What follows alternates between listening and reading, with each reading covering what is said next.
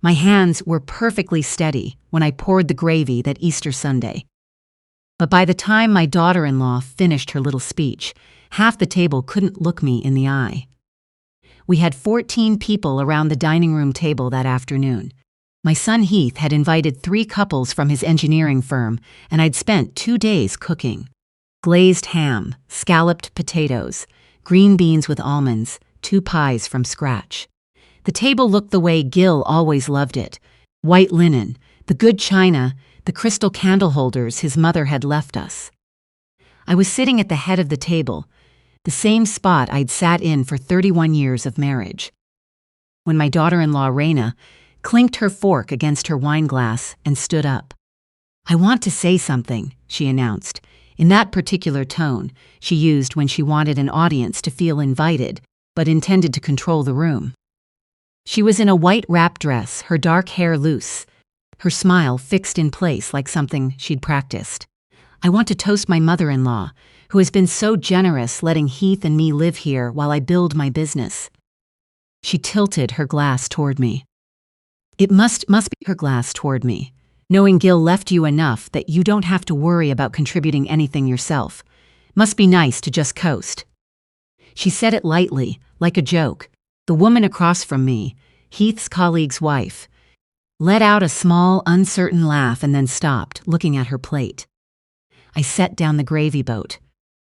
"Raina," Heath said quietly. "I'm just saying." She shrugged one shoulder, still smiling. "Some of us are out here actually building something, and some of us are just," she lifted her glass, "living off what someone else built. Cheers." Nobody moved. I am 63 years old. I worked as a CPA for 28 years, raised my son largely on my own during the 3 years Gil's company sent him overseas, buried my husband 11 months ago after watching cancer take him in pieces, and I have never in my life thrown a dinner party I didn't finish. I thought about all of that in the 3 seconds of silence that followed Raina's toast. I thought about Gil, who would have put his hand over mine and said something so gracious and final that the whole room would have exhaled.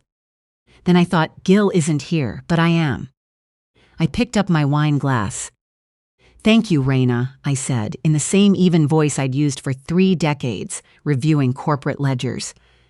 "That's a lovely way to put it. Though I want to make sure our guests have the full picture." I looked around the table, at Heath's colleagues, their wives, all of them very still. The house we're sitting in belongs to me. I purchased it outright last year with Gil's life insurance. Cash, no mortgage. Heath and Raina are tenants. They've been paying me rent every month for 14 months. I set my glass down, which means, Raina, that you are a guest in my home, and you will have 30 days to find somewhere else to be. The smile didn't leave her face all at once. It faded the way color fades from something left too long in the sun, slowly, then all at once, until there was nothing left. "What?" she said. 30 days, I said again pleasantly. "I'd start looking soon. The spring rental market moves fast." I picked up the bread basket and passed it to the woman on my left. Heath called at 7 the next morning, before I'd finished my first cup of coffee. I knew it was coming. I'd sat in the kitchen the night before with the lights low after everyone left, listening to the house settle around me, and I'd made peace with what I'd done. "Mom." His voice had that compressed quality, like he was trying to hold too many things inside a space too small for all of them. "We need to talk about last night." "I know we do," I said. "Come over when you're ready, alone." He arrived at 9:30, still in the jeans and worn flannel he must have slept in. I made him sit down and poured him coffee before either of us said anything real. "She's saying you humiliated her," he said finally. "She stood up at my Easter table and called me a kept woman in front of your colleagues," I said. I kept my voice gentle, but I didn't soften the words out. "She did that, Heath, not me." He ran both hands through his hair. "He's been doing that since he was 7 years old and in trouble." She said it came out wrong. She was trying to say something about feeling proud of what she's building. "What has she built exactly?" I asked, not unkindly. The wellness coaching business. How's that going? Any paying clients yet? He was quiet a moment. She's building her client base, he said. These things take time. It's been 18 months since she registered the business and launched the website, I said. You've been covering all the expenses, rent to me, utilities, groceries, her car payment, on your salary alone. I looked at him steadily. Heath, has she ever shown you a bank statement, an invoice, any documentation of income at all? He looked at his coffee cup. We keep our personal accounts separate. She said, it's cleaner that way for her business accounting. I nodded and didn't push it, but something had been sitting in the back of my mind since the night before. Something small and specific I needed to look at before I said anything more. After Heath left, I went to my home office and opened my laptop. 11 months earlier, 3 weeks after Gil's funeral, Raina had come over with a grocery bag and a tablet and spent an afternoon helping me move our finances online. Gil had always handled the banking, the investment accounts, everything digital. I'd been the paper person my whole career, the one who liked physical files and printed statements. After he died, I was drowning in accounts I'd never logged into. Raina had seemed genuinely helpful, patient even. She'd walked me through each one, set up the login credentials, written everything down. So you have it, she'd said, in case you ever get confused. I had thought, sitting beside her that afternoon, that maybe I'd been wrong about her. I pulled up my savings account, the one I'd kept in my own name throughout our marriage, and scrolled back through 11 months of transactions. I sat there for a very long time. The first transfer was for $200, 3 weeks after Raina helped me set up online access.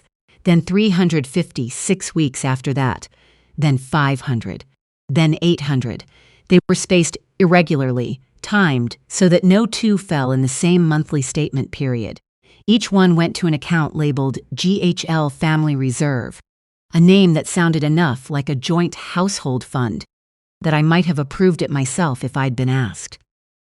I had never been asked. I added them up on a legal pad. $41,200, over 10 months. My hands were not as steady as they had been at dinner. I called my old colleague Molly, who'd worked forensic accounting for an insurance firm before she retired. She picked up on the second ring. Molly, I said, I need you to talk me through something. She listened. She didn't interrupt. When I finished, she said, screenshot every transaction. Print the statements. Don't move anything from the account, and call your attorney today, not tomorrow. Do you think I'm reading this right? What you're describing, she said carefully, is someone who had your credentials and used them to funnel money to an account you didn't authorize. A pause. How much do you know about her income? The coaching? Almost nothing, I admitted. Start there, Molly said. Follow the money. If she's spending, she's earning somewhere. Find where. I spent 3 days doing what I'd done for clients for nearly 3 decades. I followed a paper trail. Raina's wellness coaching profiles on 3 different platforms listed her as accepting new clients. Limited availability. Limited availability only comes from demand. I pulled up her social media and started reading backward through the past year. There were photographs. Raina in beautiful living rooms, not ours, with women I didn't recognize, yoga mats on polished hardwood floors, green smoothies on marble countertops. Some posts tagged other accounts. I clicked through everyone. One woman, a pediatric surgeon's wife living in a neighborhood where the home started at $800,000, had posted 3 separate photos over the past year, each one tagging Raina, each one glowing about her private wellness sessions. In one comment thread, someone had asked about pricing. The surgeon's wife replied, "Worth every penny of the $250 an hour, honestly." $250 an hour. I built a spreadsheet. Over the 11 months I could document from social media alone, Raina appeared to have at minimum 12 regular clients, meeting weekly or bi-weekly. Conservatively, she was earning between $10,000 and $15,000 a month. In cash, unreported, hidden entirely from Heath, from the IRS, and from me. On the third day, while I was finishing my notes, my phone rang from a number I didn't recognize. "Is this Heath's mother?" a woman asked. "It is," I said. "My name is Sonia. My husband works with your son. We were at Easter dinner Sunday." She paused. "I'm sorry I didn't say anything when Raina spoke. I should have. I've been sitting with it for 3 days." "You don't need to apologize," I said. "I want to tell you something," she said. "I've been paying Raina for private sessions for 8 months. Cash. She always asked for cash. I kept receipts, because that's just how I am." Another pause. "And about 2 months ago, I saw her at a coffee shop across town with a man who wasn't your son. They were very..." She stopped. I didn't think it was my place. But after Sunday, I couldn't just keep quiet. I asked her to describe the man. She did. Mid-40s, well-dressed, drove a silver import. I wrote down everything. "Would you be willing to send me copies of your payment sense receipts?" I asked. "Already scanned them," she said. "I'll email them right now." Raina came to my door 4 days after Easter without calling first. She was in a new camel-colored coat I hadn't seen before, carrying a small succulent in a terracotta pot. I recognized the gesture. She'd done a version of it the first Christmas after she and Heath married, when she'd said something cutting to my sister at dinner, and then appeared the next morning, with a plant and a rehearsed expression of remorse. I opened the door but didn't step back to invite her in. "I'm so sorry about Sunday," she said. "I've been under enormous pressure with the business, and it came out completely wrong. You've been so generous, and I haven't been grateful enough." She held out the succulent. I took it without comment. "Can we please start over?" "We can talk here," I said. She shifted her weight, regrouped. "I think there's been a real misunderstanding between us, and I'd love the chance to." "The business is struggling," I said. "And yet Sonia saw you 3 times last week alone, at $250 an hour." The smile didn't move, but something behind her eyes did, a rapid, cold recalculation. "Those are friends," she said. "Not clients. I'm helping them as a favor." "Sonia has 8 months of signed cash receipts with your name on them." I kept my voice conversational. "I spent 28 years in accounting. I know what a payment receipt looks like." I let that sit for a moment. "I also know what $41,000 in unauthorized transfers from a senior account looks like. Someone with access to my online credentials set up an account called GHL Family Reserve and moved money into it for 10 months. You were the only person who had those credentials besides me." The color left her face in a single movement. "You've been confused since Gil died," she said quickly. "That's completely understandable. Grief does things to memory. You probably authorized those transfers at some point and simply don't recall." "I have not been confused," I said. "I have been grieving. They are not the same thing." I looked at her steadily. "I've filed a fraud claim with the bank, and I've spoken with my attorney. You'll be hearing from her." I closed the door. My hands were shaking, but not from fear, from something that felt, honestly, a great deal like relief. Heath came that evening after I'd texted him to check his credit report. He pulled it up on my laptop, and I sat across the table and watched his face move through things I recognized. Confusion, then suspicion, then a slow, terrible understanding. 3 credit cards he'd never applied for.